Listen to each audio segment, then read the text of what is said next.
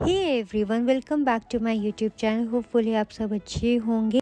ऋषिकेश में 0.5 डेज बचे थे एंड उसमें हम गए श्री भरत मंदिर। एक्चुअली हम ब्रेकफास्ट करने के चक्कर में थोड़े से लेट हो गए, जिसकी वजह से मंदिर बंद हो चुका था एंड हम वहाँ पे वेट कर रहे थे मंदिर खुलने का। उसके दूसरी टाइम हमें पता चला कि वहाँ पे एक छोटा सा म्यूज़ियम भी है मंदिर के पास ही। तो हमने म्यूज़ियम में बहुत पुराने और यूनिक पत्थर रखे हुए थे। इसको देखते ही अचूबा होता है कि ये भी एग्जिस्ट किया करते थे एक वक्त पे। वक्त बदल जाता है और ये म्यूज़ियम के थ्रू इन धरोहर को पिरो के रखा जाता है।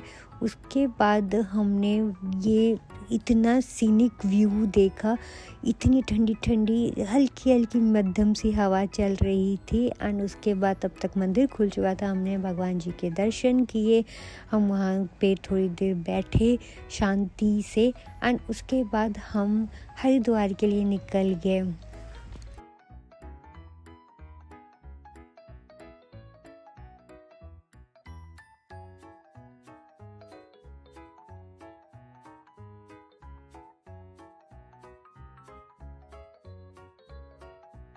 जब तक हर की पौड़ी पहुँचे तब तक इतनी श्रद्धालुओं की संख्या बैठी हुई थी। ज़्यादा टाइम नहीं वेस्ट करूँगी, आप भी गंगा आरती का आनंद लीजिए।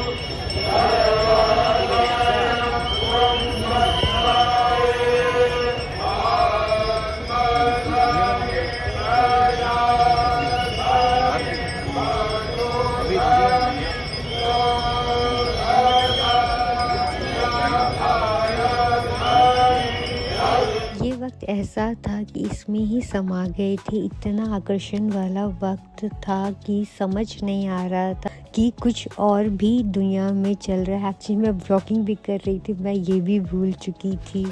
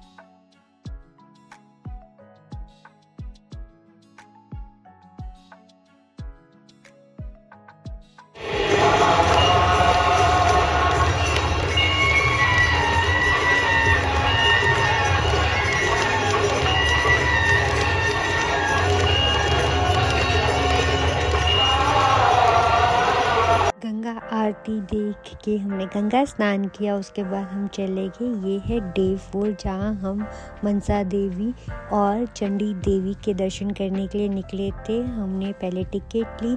हम एक्चुअली हमारे पास ज़्यादा वक्त नहीं था, तो हम रोप वे से दोनों ही मंदिर कवर कर रहे हैं। मनसा देवी और चंडी देवी की यात्रा पैदल भी की जा सकती है, रोप वे के थ्रू भी किया जा सकता है। रोप वे की टिकट एक ही बार लेनी पड़ती है चंडी देवी और मनसा देवी की। रोप वे से ट्रैवल करने के लिए भी वेट करना पड़ता है और नंबर आने के बाद ही कार्ट में एंट्री होती है और एक कार्ट में 4 लोगों को ही बैठाते हैं। इतना सीनिक व्यू था इस रोप वे से जाते वक्त, तो 10 मिनट में हमने पूरा चंडी देवी का यात्रा पूरा किया और इतना सीनिक व्यू मैंने बहुत टाइम के बाद देखा था। रोप वे से जाने में इतना डर नहीं लगता क्योंकि वो बहुत सेफ्टी के साथ रोप वे में बैठाते हैं, बाहर हाथ नहीं डालना, बहुत सारे इंस्ट्रक्शंस देते हैं और बहुत सेफली ये हमें लैंड करवा देते हैं। रोप वे से हमने 10 मिनट में चंडी देवी मंदिर का पूरा सफ़र तय किया। उसके बाद हमें थोड़ा सा और वॉक करके ऊपर माता के दर्शन करने के लिए जाना था। ये सीढ़ियों का उपयोग हमने किया था। हमने प्रसाद नीचे से कैरी नहीं किया था। हम मंदिर के प्रांगण में जब पहुंचे तब हमने प्रसाद लिया। वहाँ पे हमने कमल का फूल भी लिया माता को चढ़ाने के लिए। फिर वहाँ से हमारी यात्रा शुरू हुई माँ के दर्शन करने के लिए।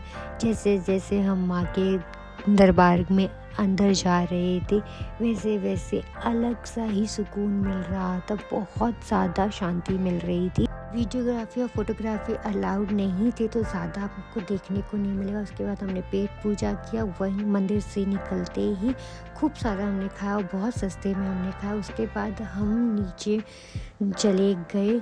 अब मनसा देवी की तरफ हमारी यात्रा शुरू हो रही थी।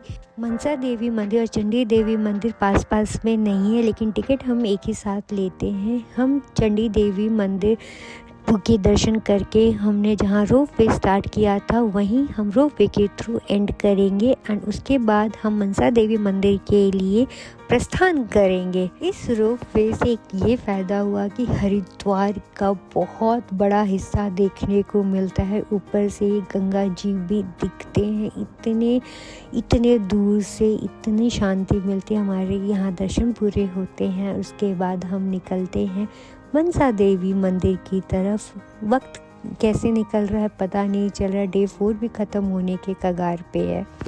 कितना साफ़ है, कोई पॉल्यूशन नहीं है, सांस लेने में कोई दिक्कत नहीं हो रही। इतना सुंदर सा शहर है ये कि शब्दों में बयां नहीं किया जा सकता और वैसे भी ये देवभूमि है। उसके बाद हम यहाँ से मनसा देवी मंदिर की तरफ चले गए एंड जाते जाते में ही इतनी मूसलाधार बारिश हो रही थी कि हमें डाउट था कि रोप वे की सेवाएं चल भी रही होंगी कि नहीं। बट सर्विस रोप वे वाली थोड़ी देर के लिए शट डाउन हुई थी जब तक बहुत ज़ोरों से बारिश हो रही थी।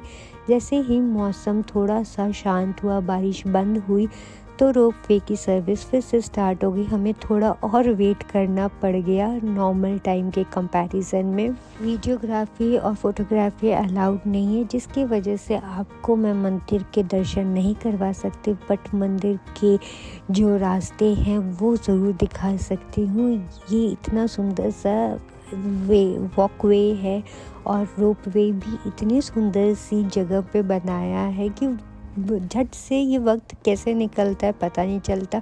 डर तो लगता ही नहीं है। रोप वे की टिकट का कॉस्ट हमें 350 रुपीज़ पर हेड पड़ा था for both Mansa Devi and Chandi Devi, and we can also buy the ticket for the individual for Mansa Devi as well as for Chandi Devi. Mansa Devi या चंडी देवी की टिकट रोप वे की अकेले भी परचेज़ की जा सकती है, जिसके लिए 160 रुपीज़ पे करना होता है एंड 350 रुपीज़ वर्थ है। अगर आपके पास टाइम का शॉर्टेज है तो बहुत कम टाइम में आप मनसा देवी और चंडी देवी दोनों कवर कर सकते हैं। बट इसमें ट्रैवलिंग टाइम इंक्लूड नहीं होता है और वेटिंग टाइम भी इंक्लूड नहीं होता। बहुत टाइम वेट करना पड़ता है कई बार रोप वे में। मनसा देवी और चंडी देवी हमने एक ही दिन में कवर किया था, एक धूप में एक बारिश में। बारिश वाला सीरियसली इतनी सेफली के साथ हमने रोप वे में हमने ट्रैवल किया। थोड़ा बहुत भीगे थे, भीगने के चांस ही नहीं थे, बहुत अच्छे से उन्होंने कवर कर दिया था कार्ट को। उसके बाद हम निकल गए यहाँ से माता का आशीर्वाद लेके शीश महल देखने के लिए। ये एक्चुअली हमें ये पता नहीं था, ये हमें ऑटो वाले भैया ने बोला कि आप ये भी देख के आओ, शीश महल और राम दरबार। सीरियसली ये शीशे का महल था, सारी इतनी सुंदर सुंदर प्रतिमाएं बनाई थी केवल शीशे से। अगर ऑटो वाले भैया ने हमें ये नहीं बताया होता तो शायद हमारा ये टूरिस्ट प्लेस मिस हो जाता, और इतना सुंदर शायद कैमरा कैप्चर नहीं कर पा रहा। जस्टिफाई करना बहुत मुश्किल है, इतनी छोटी छोटी शीशों का काम है, बारीकी का काम, इतना सुंदर बनाया हुआ, इतना ब्यूटीफुल सा स्टोरी बताई गई है यहाँ पे। कान्हा जी का, शिव जी का, राम दरबार, सब कुछ इतने अच्छे से दर्शाया गया है, इतनी बारीकी से काम किया गया है, मन ही खुश हो गया। जर्नी एंड हो रही थी और इतनी सुंदर प्रतिमाओं को और इतना अच्छा टूरिस्ट प्लेस देख के बहुत शांति मिल रही थी, बहुत मज़ा आ गया। एंड लिटरली ये वर्थ था। एंड यहाँ पे आने के लिए कोई सा भी टिकट नहीं लगता है, कोई चार्जेस नहीं देना पड़ता है। और यहाँ पे राम दरबार में रामायण की कथाएं की स्टोरी चल रही थी, वहाँ पे कुछ कॉइन्स डालने होते हैं। तो ये जो पूरा शो हो रहा है वो मूवमेंट वाला शो है, जिसके लिए पे करना होता है। 1 रुपये या 2 रुपये का कॉइन डालिए एंड ये सारे पॉपेट्स मूवमेंट में आ जाते हैं। टीवी और महाभारत पे रामायण देखना वो अलग क्रेज़ है, बट यहाँ पे रामायण को देखना बहुत मज़ा आ रहा था, बहुत अलग ही एक्साइटमेंट था, अलग सी खुशी थी, बहुत आनंद आ रहा था। और यहाँ पे एक और ख़ासियत है जो कि शायद मुझे यकीन नहीं था कि मैं ये चीज़ यहाँ पे देखूँगी। एक्चुअली लिटरली मैंने कभी सोचा भी नहीं था। ये है, मैं इसकी बात करूँ राम सेतु पत्थर की। ये मैंने इतना बड़ा पत्थर कांच में, वो भी पानी पे तैरता हुआ देखा था। And literally Ram Setu movie मैंने जब देखी थी तो मुझे लगा था सारा फिक्शन मूवी है, बट यहाँ पे एक्चुअली इसका एक फ्लोटिंग रॉक देखने को मिला है। ये फ्लोटिंग रॉक टोटल 21 kg का है एंड ये पानी पे तैर रहा था, नीचे आ ही नहीं रहा था। इतना सुंदर और इतना अजूबा चीज़ देख के मन अलग ही एक्साइटमेंट लेवल पे था, खुशी हो रही थी, मज़ा आ रहा था। यात्रा समाप्त हो रही थी, 3-4 दिन कैसे कंप्लीट हो गए पता ही नहीं चला, वक्त कैसे निकल गया। इतनी सारी मेमोरीज़ को अपने साथ कैप्चर करके लेके जाना और इतनी सारी यादों को ताज़ा करना, फ़ोटो वीडियोस, इतना सुंदर सा 3-4 दिन कंप्लीट हुआ कि वो एक्सप्लेन नहीं कर सकती। और ये हरिद्वार और ऋषिकेश की भूमि, पानी और हवा इतना मस्त है, इतना सुंदर है कि यहाँ से जाते वक्त इमोशंस इतने मिक्स थे, खुशी भी हो रही थी, दुख भी हो रहा था और पूरी सफ़र कंप्लीट हो रहा था। ये बहुत मुश्किल है मेरे को एक्सप्लेन करना आप लोगों को। अगर ये थोड़ी भी वीडियो आपको थोड़ी भी अच्छी लगी तो please like and subscribe my channel. मिलते हैं नई वीडियो के साथ। Till then tata bye bye.